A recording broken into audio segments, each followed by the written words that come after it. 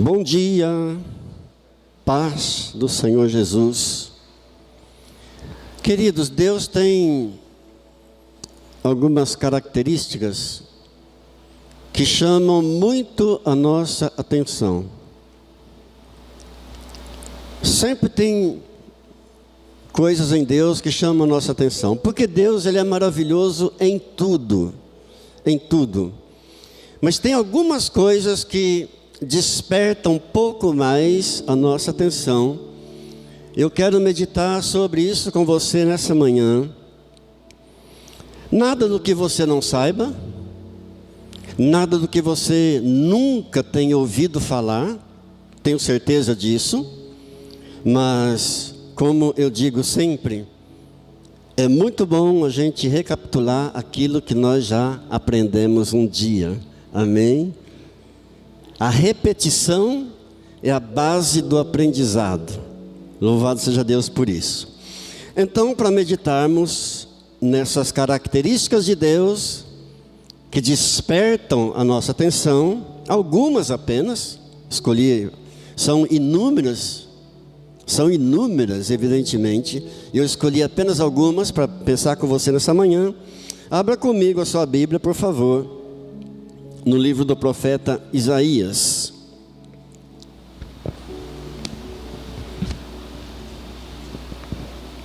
Isaías capítulo 40. E nós vamos ler do 12 ao 18.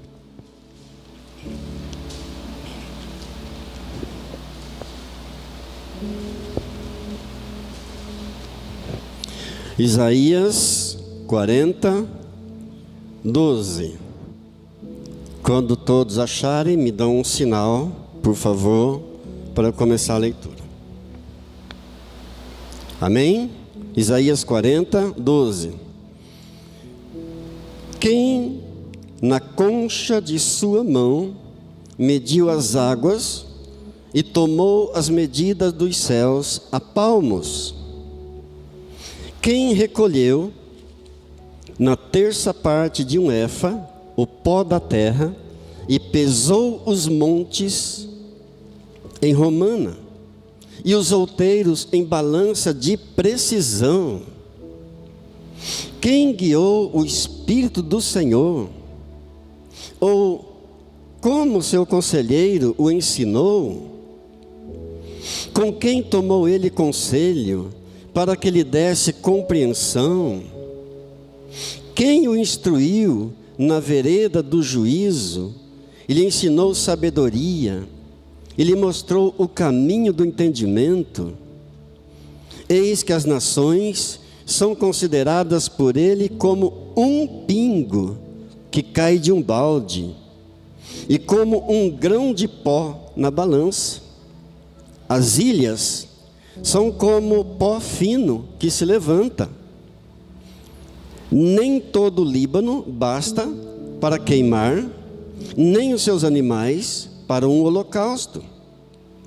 Todas as nações são perante ele como coisa que não é nada. Ele as considera menos do que nada, como um vácuo. Com que comparareis a Deus? Comparareis a Deus? Ou que coisa semelhante confrontareis com Ele? Agora, avance um pouquinho mais até Isaías 45, verso 12. Isaías 45, 12. Eu fiz a terra e criei nela o homem. As minhas mãos estenderam os céus, ou seja, o universo, e a todos os seus exércitos dei as minhas ordens. Ainda em Isaías, um pouquinho mais à frente, no 51, Isaías 51, o verso de número 15.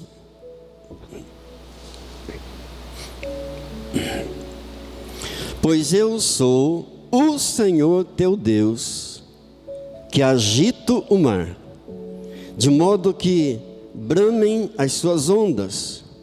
O Senhor dos exércitos é o meu nome. Aleluia. Diga glória a Deus. Oremos ao Senhor. Querido Deus, majestoso, grandioso Deus, excelso, magnífico, tremendo é o Senhor. Deus soberano, Deus todo-poderoso, com temor, com tremor, nos colocamos mais uma vez diante da Tua santa palavra e te pedimos, ó Deus, fala conosco, dá-me graça, Senhor, força, sabedoria para ministrar a Tua palavra, sem alterá-la, sem distorcê-la. Muito obrigado, Jesus, por essa oportunidade santa, bendita e maravilhosa nesta manhã. Em nome de Jesus oramos agradecidos. Amém. Amém.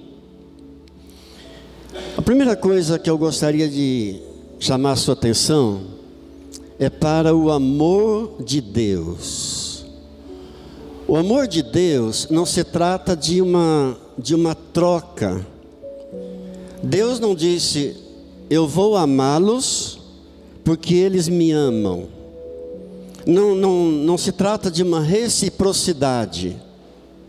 Deus nos amou primeiro, diz a palavra de Deus em 1 de João, capítulo 4, verso 19. Nós o amamos porque Ele nos amou primeiro. Amém? Uma outra coisa em relação ao amor de Deus é a dimensão do amor de Deus, a amplitude do amor de Deus. João capítulo 3, verso 16, versículo conhecido de todos nós. De tal maneira Deus amou o mundo, que deu seu Filho unigênito, para que todo aquele que nele crê, não pereça, mas tenha a vida eterna. Então pense na amplitude do amor de Deus. De tal maneira Deus amou o mundo, que deu seu Filho, entregou seu Filho, doou seu único Filho, para que todo aquele que nele crê, não pereça, mas tenha a vida eterna. Deus não amou alguns privilegiados. Deus amou o mundo. E aqui cai por terra a doutrina da predestinação. O que é que a doutrina da predestinação prega? O que é que ela ensina? Que uma vez salvo para sempre.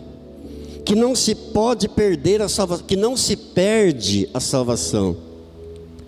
Que Deus determinou, antes mesmo da criação, aqueles que seriam salvos e os que seriam condenados. Aqui cai por terra completamente essa doutrina. De tal maneira Deus amou o mundo. Deus amou o mundo todo.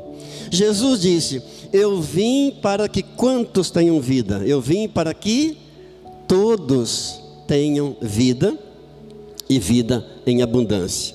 Diga louvado seja Deus. Agora, está claro que Deus traçou um plano de salvação para o mundo inteiro. Alguns não querem. Aliás, muitos não querem. Fazer o quê? O desejo de Deus é que todos cheguem ao arrependimento e à salvação. Para a salvação, Deus não faz acepção de pessoas. Para o trabalho dele, sim. Para o trabalho de Deus, ele faz acepção. Por isso que o Senhor Jesus instituiu para a sua igreja 5 ministérios, descritos em Efésios capítulo 4, verso 11. Uns para apóstolos, outros para profetas, outros para mestres, outros para pastores e outros para evangelistas. Por que o Senhor Jesus instituiu 5 ministérios diferentes? Porque para o trabalho Deus faz acepção, para o trabalho dele. Para que cada um dos seus servos procurasse se identificar. Onde é que eu me encaixo? Onde é que eu sirvo a Deus? Sou um apóstolo? Sou um profeta? Sou um mestre? Sou um pastor? Ou sou eu um evangelista? E sabe por que acontecem muitos problemas na igreja do Senhor Jesus? Porque quando alguém se destaca no meio da igreja, a tendência é logo ordenar aquela pessoa a pastor, sem antes refletir, analisar se aquela pessoa verdadeiramente é um pastor. De repente ele é um evangelista e é colocado como pastor. Não vai dar certo. De repente ele é um profeta e é colocado como pastor. Vai dar problema. Então, para a salvação, não tem acepção de pessoas para Deus. Para o trabalho de Deus, aí sim. Então, queridos, existem coisas que são específicas no relacionamento de Deus. Para quantas pessoas você acha que Deus disse assim, o amigo de Deus? Somente para Abraão. Para quem mais você acha que Deus disse, esse é um homem segundo o meu coração? Somente para Davi. Para quantas pessoas você acha que Deus falava face a face? Somente a Moisés. Está na Bíblia, estou citando a Bíblia para você. Só para você entender que existem coisas bem específicas no relacionamento de Deus. O amor de Deus, ele é abrangente demais. Abrangente demais, de tal maneira Deus amou o mundo. Quando diz de tal maneira, a Bíblia está dizendo assim, ó, não tem como mensurar esse negócio.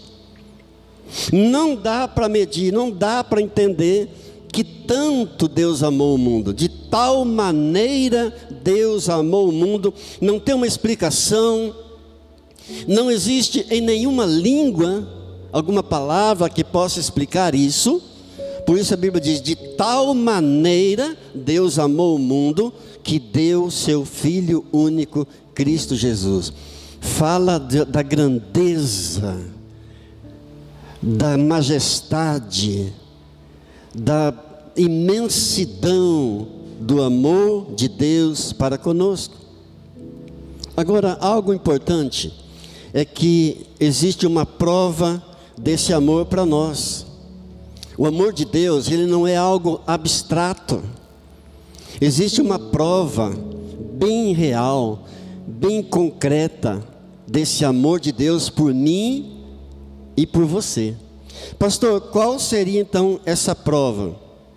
O amor de Deus, queridos, ele tem que seguir atos concretos.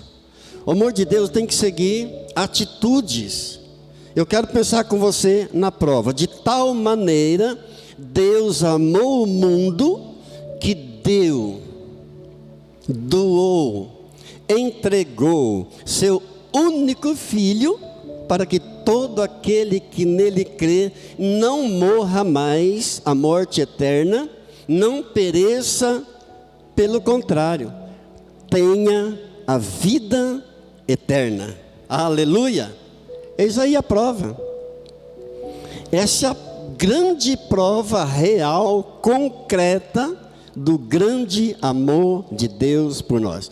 O apóstolo Paulo escreveu em Romanos capítulo 5, verso 8: Deus prova o seu próprio amor para conosco pelo fato de ter Cristo morrido por nós, quando nós éramos ainda pecadores. Eis a prova: Cristo morreu por mim, Cristo morreu por você, quando nós éramos ainda pecadores. E qual é o resultado do seu amor? Qual o resultado do amor de Deus? Aí temos que voltar a João 3,16 novamente. De tal maneira, Deus amou o mundo, que deu o seu Filho único, unigênito, para que todo aquele que nele crê não pereça, mas tenha a vida eterna. Esse é o resultado. Esse é o resultado do amor de Deus. Não pereça, não morra, mas tenha a vida eterna. Diga: louvado seja Deus. Queridos, mesmo sendo nós miseráveis pecadores como eu, mesmo sendo tão fracos nós, temos o direito à vida eterna, por causa desse amor de Deus. O resultado do amor de Deus, temos a vida eterna. Na verdade, o amor de Deus, ele é a própria essência de Deus. Deus não é um Deus cheio de amor. Alguma coisa que está cheia, amanhã ou depois pode se esvaziar. Deus não é cheio de amor. Deus é o amor. Amém? Deus é o puro amor. Em 1 de João, no capítulo 4, no verso 8, a Bíblia diz assim: Deus é amor. A essência de Deus é o amor. O caráter de Deus é o amor. Nós não encontramos na Bíblia, você não vai encontrar na Bíblia, dizendo assim: o homem é amor. Não, nós encontramos assim: o homem pode amar. O homem ama, mas o homem não é amor. Mas a Bíblia diz: Deus é amor. A prova do seu amor, a sua entrega de seu Filho único, seu amado Filho, Jesus Cristo, para sofrer por nós, para morrer por nós, pregado numa cruz. A maior prova, a grande prova do amor de Deus. Agora, Deus prova seu amor para conosco, a Bíblia está dizendo, você sabe disso, mas e nós? E o homem? Será que o homem prova o seu amor para com Deus? E se o homem prova o seu amor para com Deus, de que maneira o homem consegue provar o seu amor para com Deus? De que forma? A Bíblia nos diz que o homem prova o seu amor para com Deus de duas maneiras. Eu vou ler para você em 1 de João, capítulo 4, no verso 20 e 21. Diz assim a palavra de Deus: aquele que diz que ama a Deus e odeia seu irmão é mentiroso, pois aquele que não ama seu irmão a quem vê, não pode amar a Deus a quem não vê. E continua: ora, temos da parte dele esse mandamento: aquele que ama a Deus, ame também a seu irmão. Essa é a primeira prova que nós podemos dar do nosso amor para com Deus. Aquele que diz que ama a Deus, mas odeia seu irmão, é mentiroso. Pois aquele que não ama seu irmão é mentiroso. Pois aquele que não ama seu irmão a quem vê, não pode amar a Deus que não vê. Deus é espírito, Deus é invisível.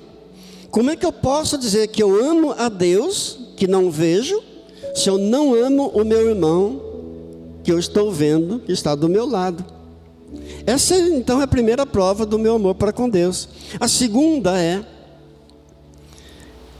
segundo lugar, em João 14,15: se me amardes, guardareis os meus mandamentos.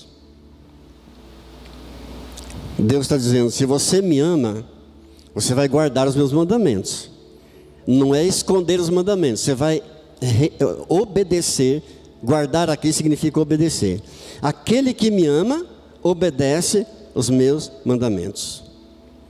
Então a primeira prova de que você ama a Deus é que você ama o seu irmão. A segunda prova que você ama a Deus é você obedece os mandamentos do Senhor Jesus. Se me amardes, guardareis os meus mandamentos. É a Bíblia. Não estou inventando nada, não estou dizendo nada da minha cabeça, estou dizendo aquilo que a Bíblia está dizendo. Amar o irmão e praticar o que Jesus mandou são as duas maneiras do ser humano provar a Deus que ama a Deus. Diga glória a Deus. Quando eu conheci a Jesus, eu estava num estado tão perdido, mas tão perdido. Eu havia saído de casa, como fez o filho pródigo. Eu havia pego a minha parte e saído de casa e perambulei pelo mundo por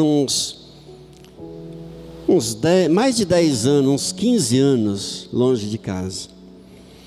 E meu coração estava tão endurecido que eu cheguei a brigar com meu próprio pai e com a minha própria mãe.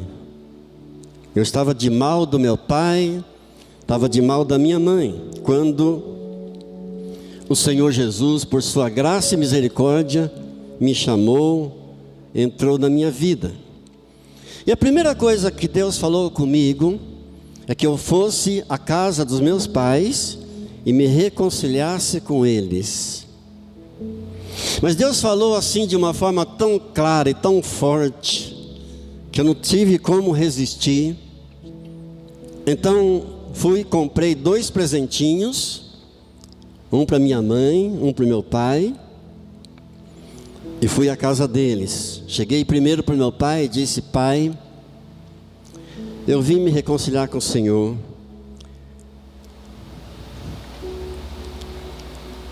Eu vim pedir perdão ao Senhor por tudo que eu fiz, por ter brigado com o Senhor, por ter ficado de mal com o Senhor. E meu pai me abraçou e disse: filho, não tem nada, fica tranquilo. Com meu pai foi fácil a reconciliação, com minha mãe foi um pouco mais difícil.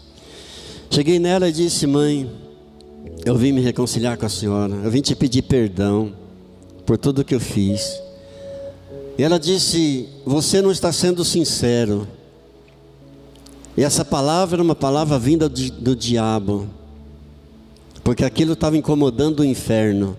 Quando você se reconcilia com alguém, quando você pede perdão, quando você se acerta com uma pessoa que está de mal, isso incomoda o inferno.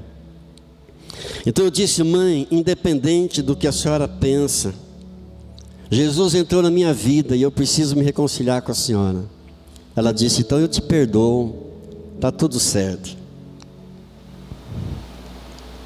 A primeira prova de que você ama a Deus é você amar as pessoas. E a segunda prova de que você verdadeiramente ama a Deus é você obedecer a tudo o que o Senhor Jesus manda em sua palavra. O resto é religiosidade. O resto é blá blá blá, conversa fiada. Amar a Deus e amar o irmão. Diga: Senhor, me ajude. Há um outro destaque aqui, queridos em Deus, que eu quero pensar com você. É sobre o seu grande poder. Primeiro, o seu poder de criar as coisas. Deus não precisa de uma matéria-prima antes para criar alguma coisa. O homem sim, o homem precisa. O homem só consegue criar alguma coisa a partir de uma matéria-prima em suas mãos. Daí ele consegue criar alguma coisa. Mas Deus não precisa de nada antes para criar alguma coisa. Deus, do nada, cria todas as coisas. Pensa um pouco nisso. Do nada, do absolutamente nada, Deus cria todas as coisas. Meramente por sua palavra. Apenas por sua palavra, Deus cria todas as coisas. Por isso a Bíblia diz em Gênesis, no primeiro capítulo, no verso 3, Deus disse assim: haja luz, e houve luz. No verso 6, Deus diz assim: haja o firmamento, e houve o firmamento. No verso 9, Deus diz assim: ajuntem-se as águas, e apareça a porção seca. Ao ajuntamento das águas, Deus chamou mares, e a porção seca Deus chamou terra, meramente por sua palavra. Diga graças a Deus. O Salmo 33, no verso 9, diz assim: Ele falou e tudo se fez. Ele ordenou e tudo passou a existir. Ele falou e tudo se fez. Ele ordenou e tudo veio a existir. Ou seja, a matéria-prima de Deus é o poder da sua palavra, meramente por sua palavra. Lá em Colossenses, no capítulo 1, os versos 15 e 16, dizem assim: Ele é a imagem do Deus invisível, o primogênito de toda a criação, pois nele foram criadas todas as coisas, quer nos céus, quer na terra, as visíveis, as invisíveis, sejam tronos, sejam soberanias, sejam principados, sejam potestades, tudo foi criado por meio dele e para ele. Dá glória a Deus. Amém. Tudo foi criado por meio dele e para ele. E depois Paulo diz no verso 17: Ele é antes de todas as coisas, nele tudo subsiste. Repita comigo: Ele é antes de todas as coisas, nele tudo subsiste. Glória a Deus, glórias a Deus. Queridos, esse é o nosso Deus. Agora, eu quero pensar em algo ainda muito interessante também. É que Ele não apenas cria todas as coisas. Não é que Ele cria e deixa para lá, jogado ao léu. Não, Ele cria todas as coisas e Ele sustenta todas as coisas. Amém? Lá em Hebreus, no capítulo 1, no verso 3, diz assim: sustentando todas as coisas pelo poder da sua palavra. Sustentando todas as coisas pelo poder da sua palavra. Você já pensou no universo? Pensemos um pouco no universo. Como é que ficam todos os planetas aí pendurados no nada? Como é isso? Todos os planetas apoiados na onde? Em nada. Quantos planetas existem? Houve recentemente um astrônomo americano. Ele disse o seguinte: olha, nós podemos estimar aproximadamente um planeta para cada estrela. Aí perguntaram para ele, para esse astrônomo, qual seria o número de planetas no universo. Ele disse: impossível. É mais fácil a gente estimar aproximadamente um planeta para cada estrela. Pensa nisso. Nós estamos em um planeta chamado Terra. E existem 5 planetas que o homem consegue ver sem os instrumentos. Não me lembro todos, mas acho que Marte, Júpiter, 5 planetas a gente consegue ver sem instrumentos. E esse astrônomo diz que a gente pode estimar mais ou menos um planeta para cada estrela. E como é que eles estão por aí? Seguros na onde? Apoiados em quê? Pendurados na onde? Do nada. Sustentando todas as coisas pelo poder da sua palavra. Diga glória a Deus. Mas sabe o que mais me impressiona? O que mais me deixa impactado é pensar que esse Deus, dessa grandeza, usa a cada um de nós. Pensa nisso.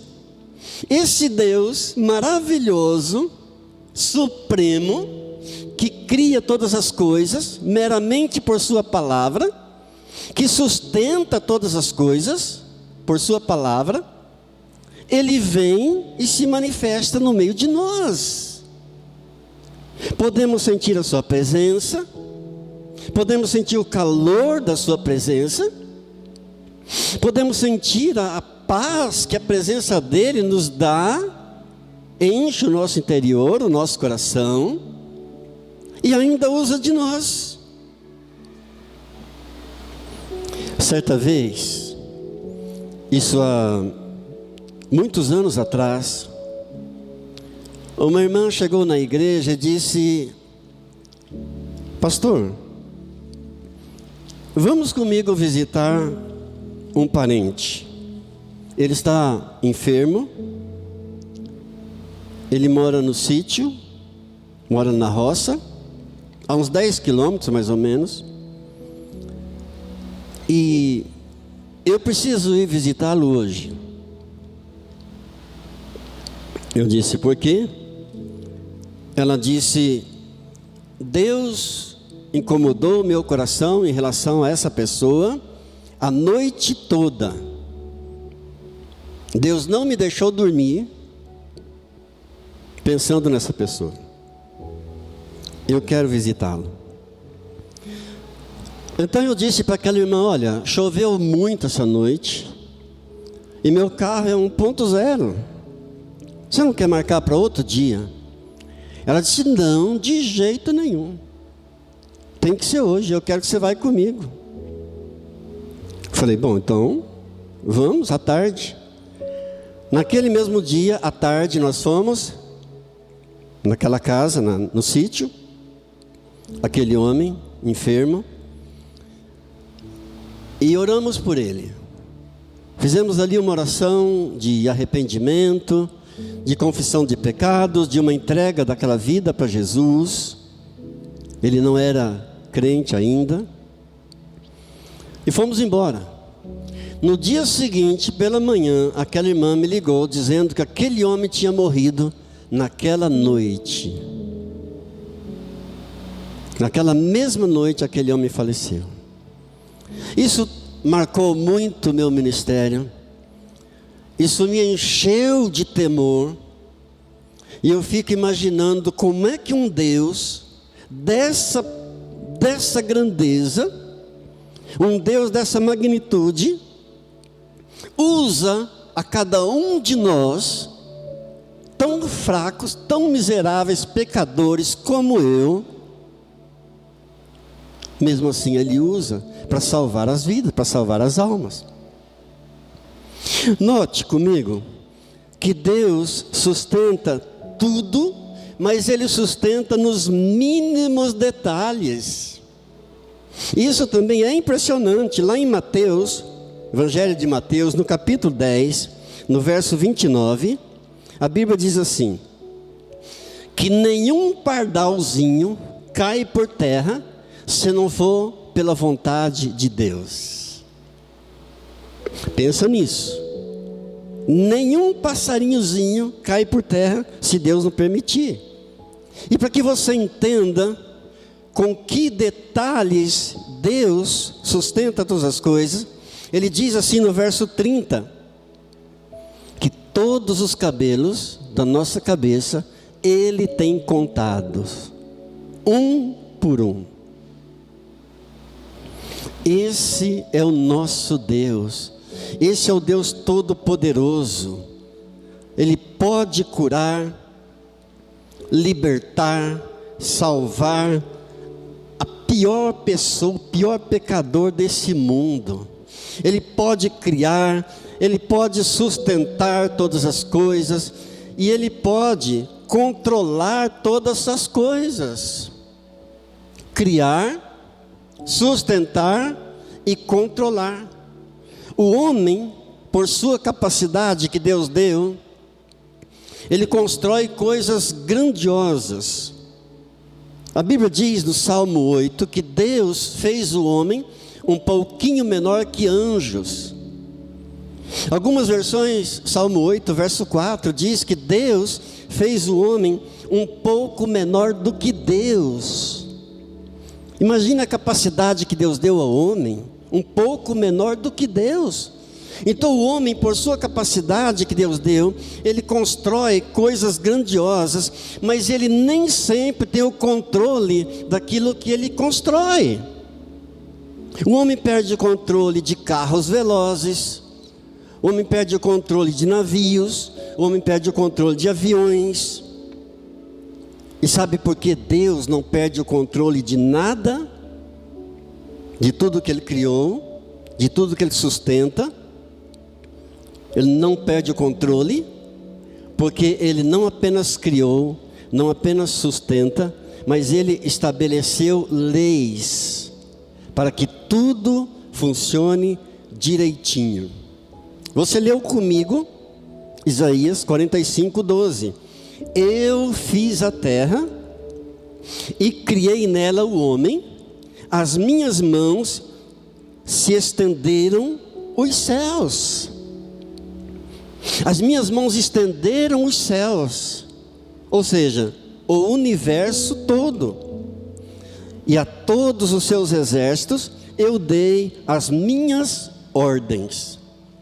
Ele não apenas cria, Ele não apenas sustenta, Ele não apenas controla, mas Ele tem o controle de tudo, Ele tem o domínio de tudo, porque tudo que Ele criou, Ele estabeleceu leis. Eu pus as minhas ordens.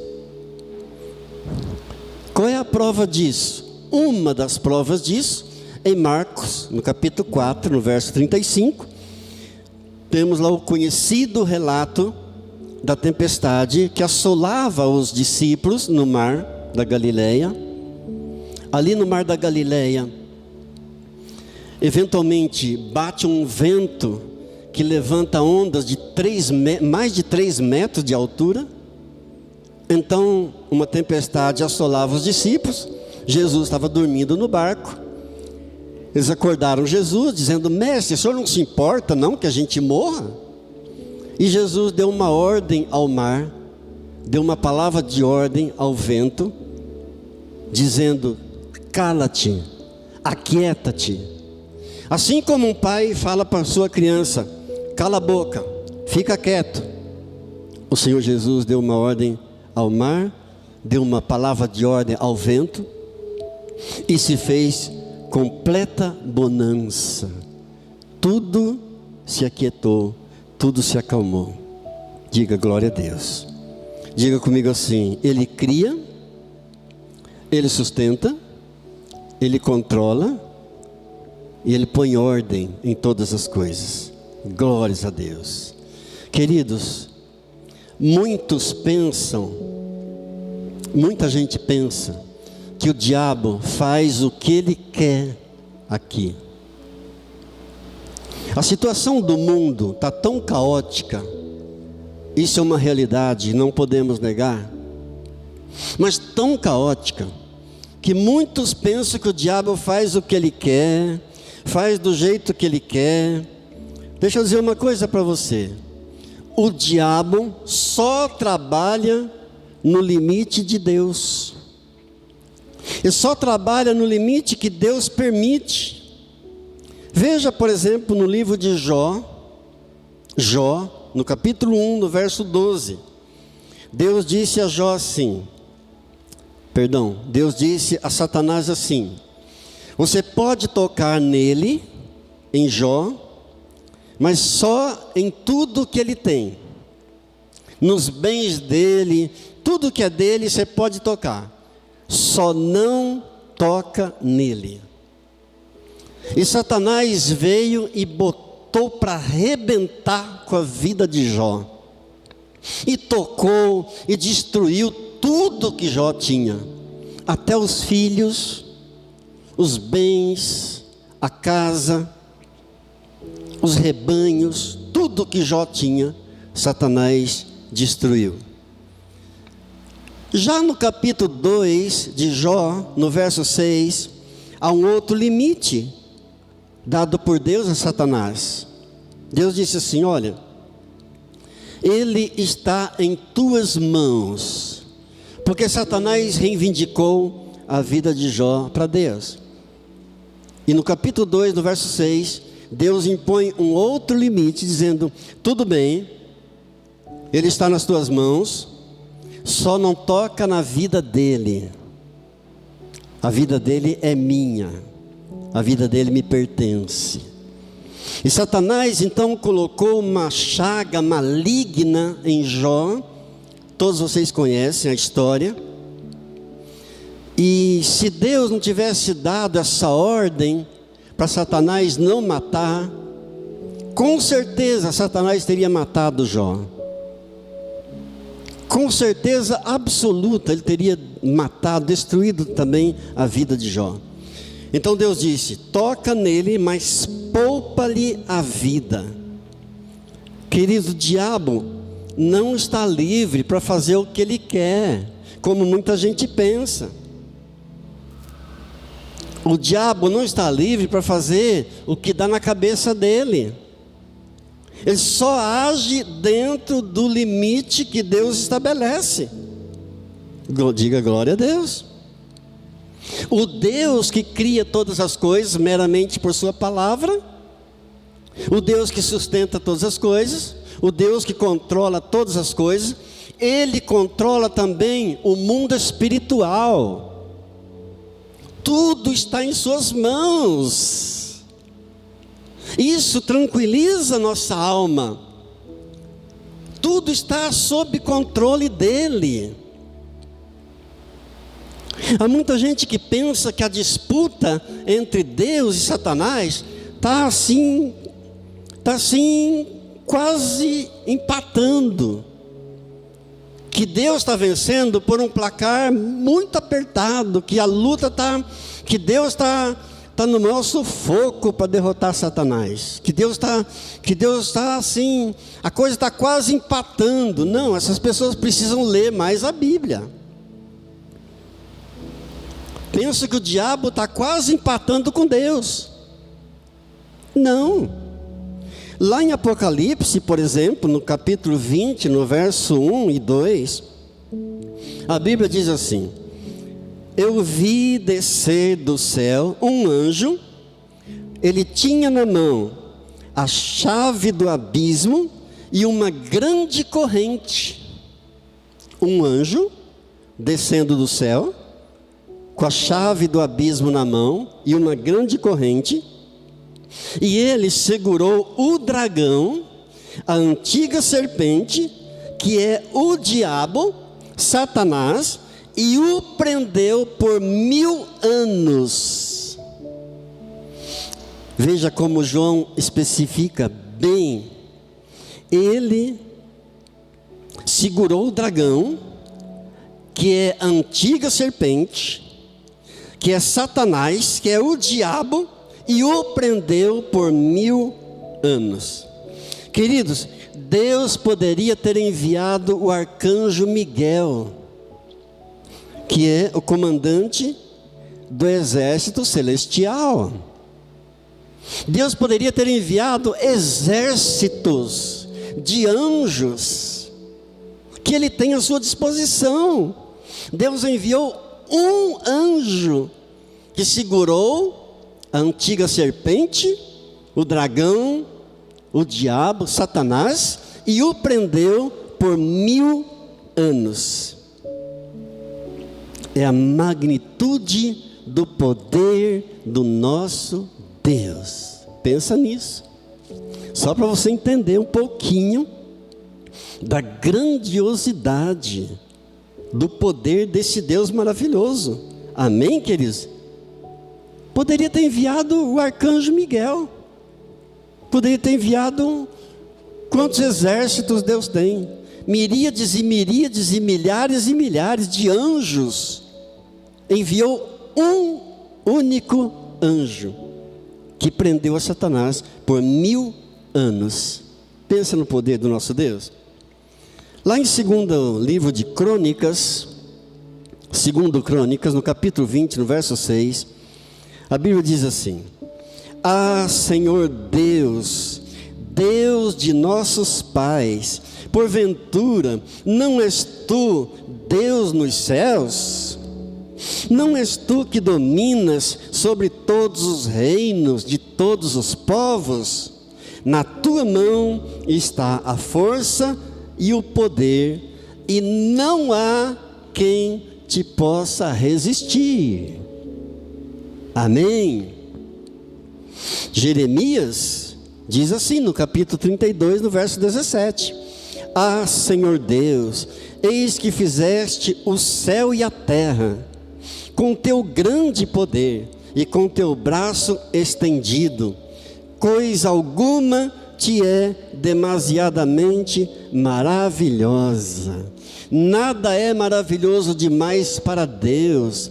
Nada deixa Deus impactado. Nada deixa Deus surpreso.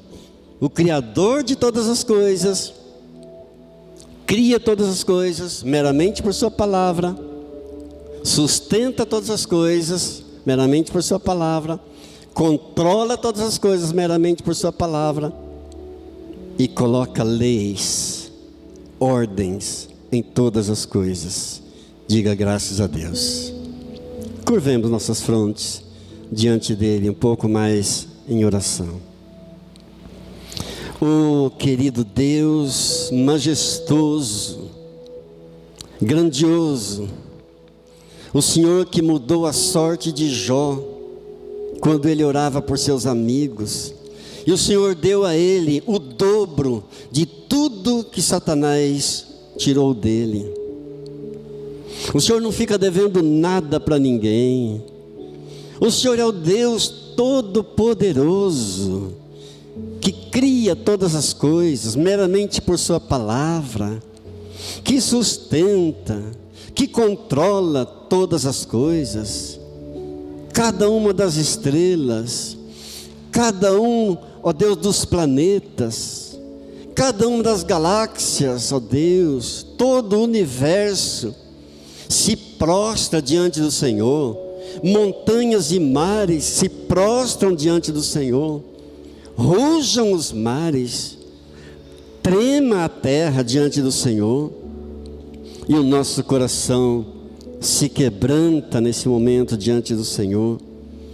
Coisa maravilhosa é o teu grande amor, o teu grande poder, imensurável, indizível, majestoso, soberano, todo-poderoso. Tributamos a Ti toda a honra que é devida, tributamos a Ti toda a glória que é devida. O Senhor determinou todas as coisas. Muito obrigado.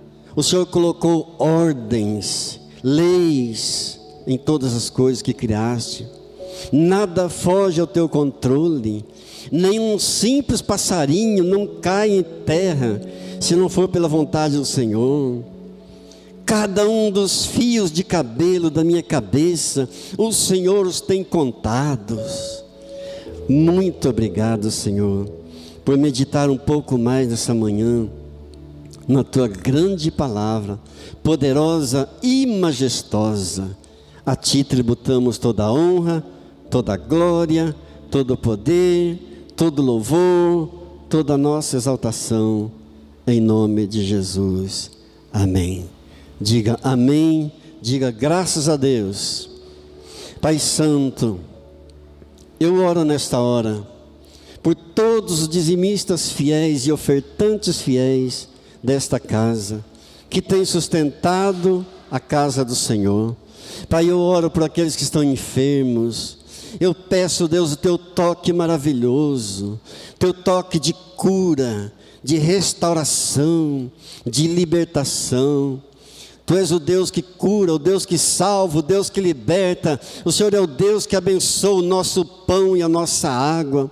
É o Senhor que nos criou, é o Senhor que nos sustenta, é o Senhor que controla as nossas vidas. Por isso damos a Ti toda a honra, toda a glória e todo o louvor. Em nome de Jesus, amém. Que o Senhor te abençoe e te guarde. Que o Senhor faça resplandecer o rosto sobre ti e tenha misericórdia de ti. Diga amém. Que o Senhor sobre ti levante o rosto e te dê shalom, paz.